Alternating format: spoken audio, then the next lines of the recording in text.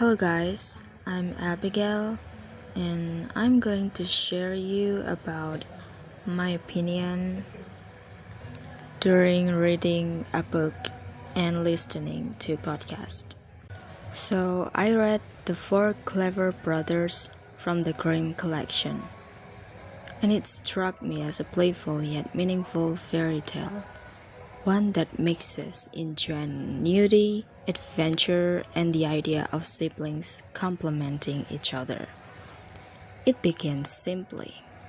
A poor father has nothing to offer for his four sons, so he urges them to step into the world, learn a trade, and find their own fortunes.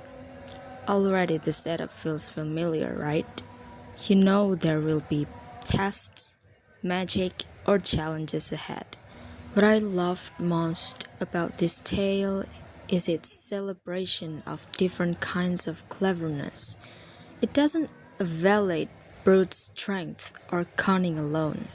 Each other has its own unique domain, and success comes when their gifts are respected and combined. It also conveys a sense of fairness. No brother is dismissed, even the youngest, so often underestimated in other fairy tales, proves essential. And the ending, with the king's diplomatic solution, reinforces that cooperation beats rivalry.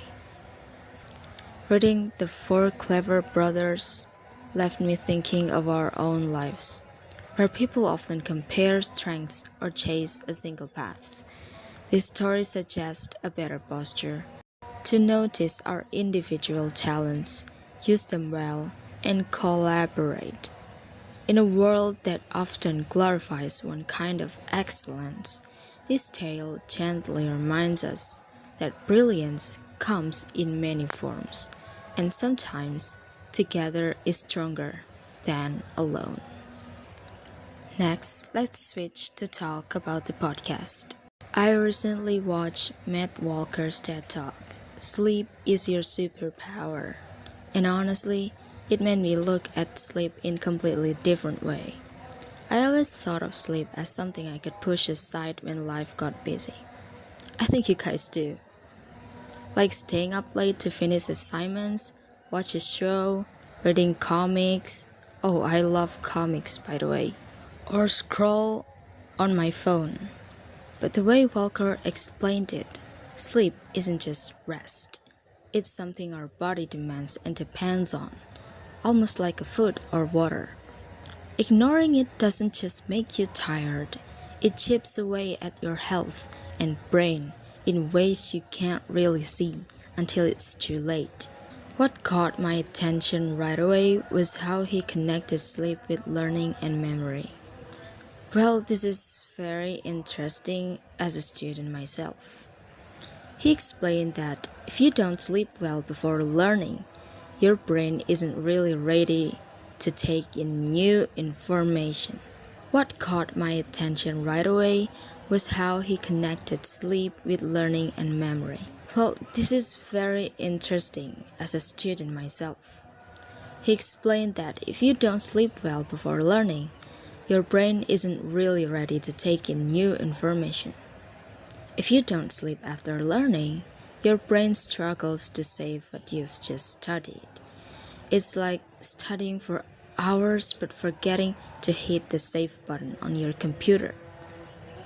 That comparison really hit home for me, especially when I think about all the nights I pulled all-nighters for exams, thinking I was gaining time when I was actually making my memory worse.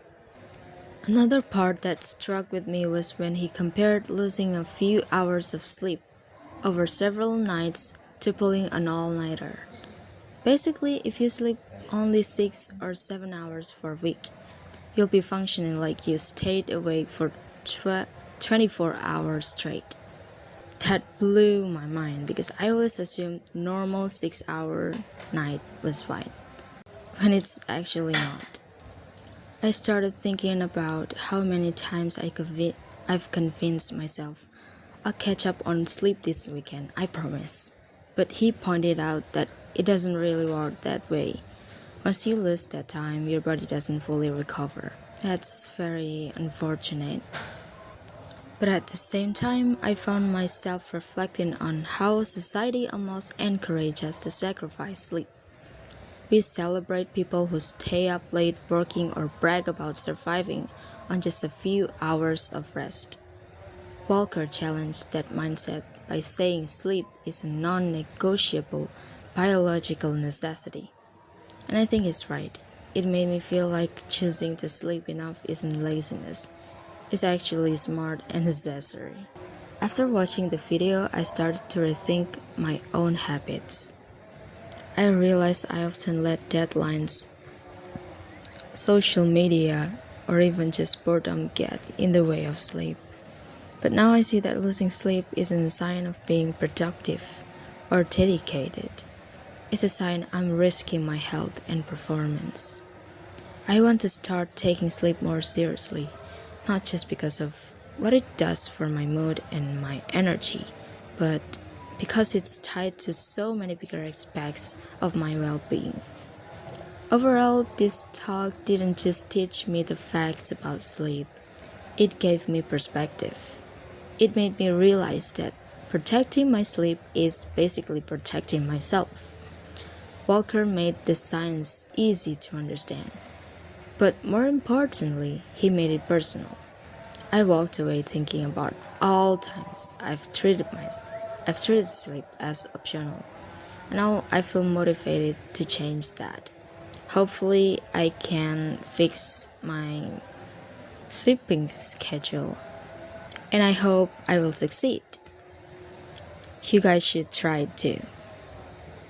Well, that's all about my review. Thank you for listening and have a great day.